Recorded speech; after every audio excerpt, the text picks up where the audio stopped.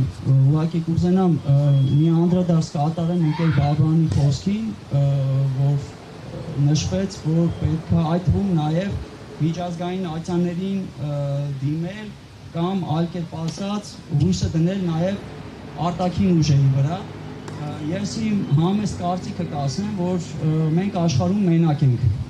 Այսինքն խնդիրը պետքա չլինի այն, թե դրսում մեզ ով կարա օգնի, այդ թվում նաև որոշակի իրավական ինստանցիաներ, եթե դրա մասին էր խոսքը։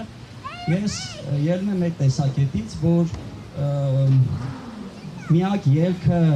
այս վիճակից դուրս գալու դա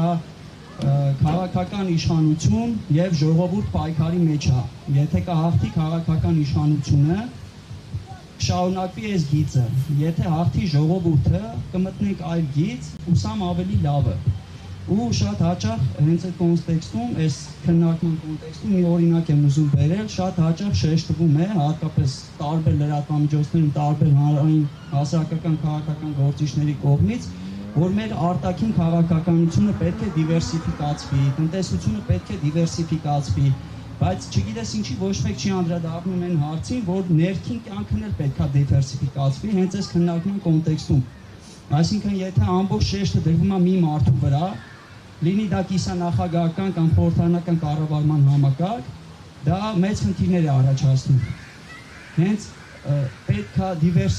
ժողովուրդը պետք է կարողանա դիվերսիֆիկացնի իշխանության երեք թևերը։ Կկարողանա ժողովուրդը դա անել, դա կախված է նրանից կցանկանա թե չէ, իսկ կցանկանա թե չէ, դա կախված է հենց այն քաղաքական հասարակական գործիչներից, ովքեր շատ հաճախ հանրային խոսք են հնչեցնում։ Այսինքն, եթե իրենք չուզենան այդ ցանկությունը առաջացնել ժողովրդի մոտ, վստահաբար դա չի էլ առաջանալու։ Շնորհակալություն, ես խոսքը փոխանցենք ընկեր Սաղդուլյանին։